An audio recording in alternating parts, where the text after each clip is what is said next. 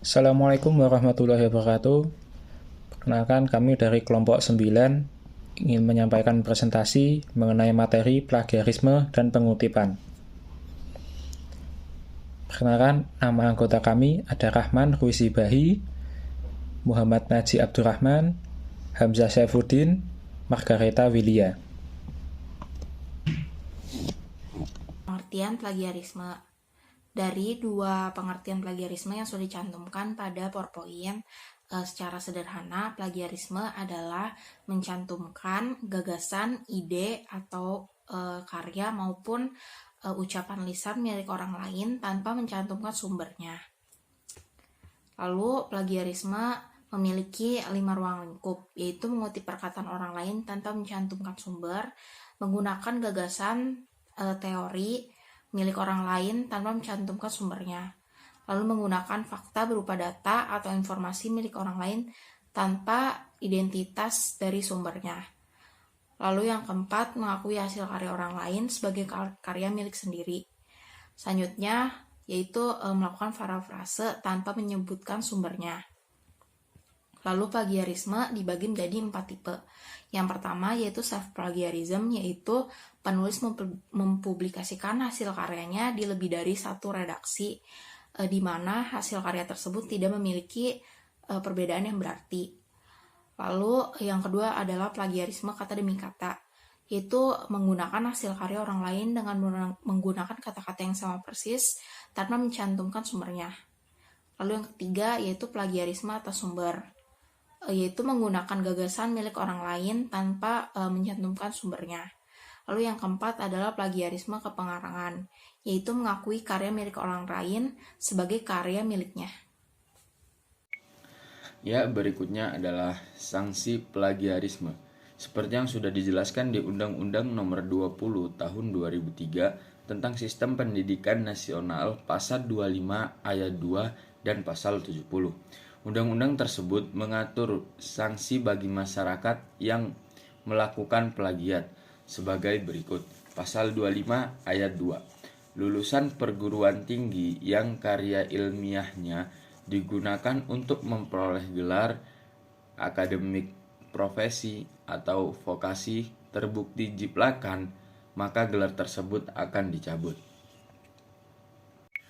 Nah, berikutnya dan bagaimana cara kita untuk mencegah plagiarisme tersebut?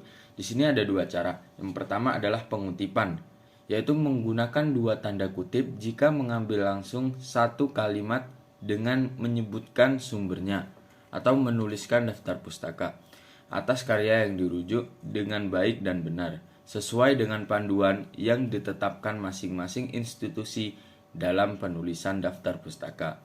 Dan yang berikutnya adalah parafrase. Parafrase ini melakukan parafrasa dengan tetap menyebutkan sumbernya. Parafrasa adalah mengungkapkan gagasan atau ide orang lain dengan kata-kata sendiri, tanpa merubah atau makna ide gagasan. Jadi tanpa merubah makna atau maksud ide atau gagasan tersebut dengan tetap menyebutkan sumbernya. Ya, untuk materi berikutnya akan disampaikan oleh teman saya. Selanjutnya ada pengutipan. Definisi dari pengutipan adalah pinjaman kalimat atau pendapat dari seorang pengarang atau ucapan seseorang yang terkenal, baik yang terdapat dalam buku ataupun majalah. Sedangkan pengutipan menurut KBBI adalah pengambil alihan satu kalimat atau lebih dari sebuah karya tulisan lain yang dijadikan tujuan ilustrasi untuk memperkuat atau memperkokoh argumen yang terdapat di dalam tulisan itu sendiri. Lalu selanjutnya ada jenis pengutipan. Terdapat dua jenis pengutipan, yaitu pengutipan dari ucapan lisan dan pengutipan dari buku. Pengutipan dari ucapan atau lisan merupakan pengutipan yang bersumber dari ucapan seseorang. Sumber-sumber yang harus dimuat ketika ingin mengutip dari ucapan lisan terdiri atas identitas yang mengucapkan kapan hal tersebut diucapkan dan ucapan tersebut diucapkan pada saat kegiatan atau acara apa saja.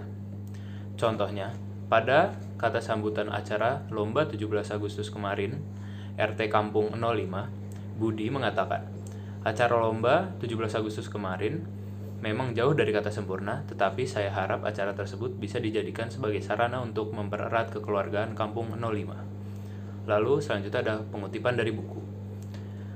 Pengutipan dari buku merupakan bagian dari pernyataan, pendapat, buah pikiran, definisi, rumusan, atau penelitian dari penulis lain, atau penulis sendiri yang terdokumentasi serta dikutip untuk dibahas dan ditelaah berkaitan dengan materi penulisan. Selanjutnya, jenis-jenis pengutipan dari buku. Yang pertama ada catatan tubuh atau body note. Catatan tubuh menyatu dengan naskah teks dan ditandai dengan tanda kurung.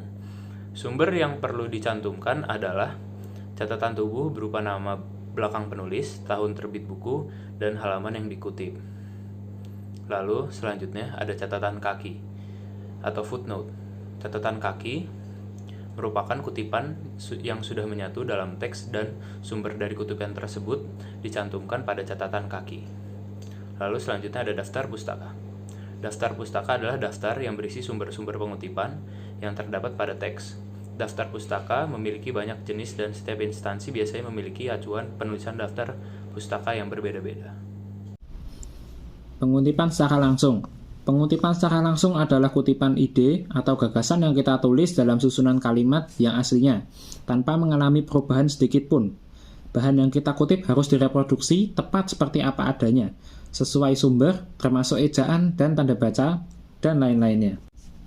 Terdapat dua jenis pengutipan secara langsung. Yang pertama, kutipan yang panjangnya kurang dari 4 baris. Kutipan yang panjangnya kurang dari 4 baris dimasukkan ke dalam teks. Pertama, diketik ke dalam teks. Kedua, diawali dan diakhiri dengan tanda kutip.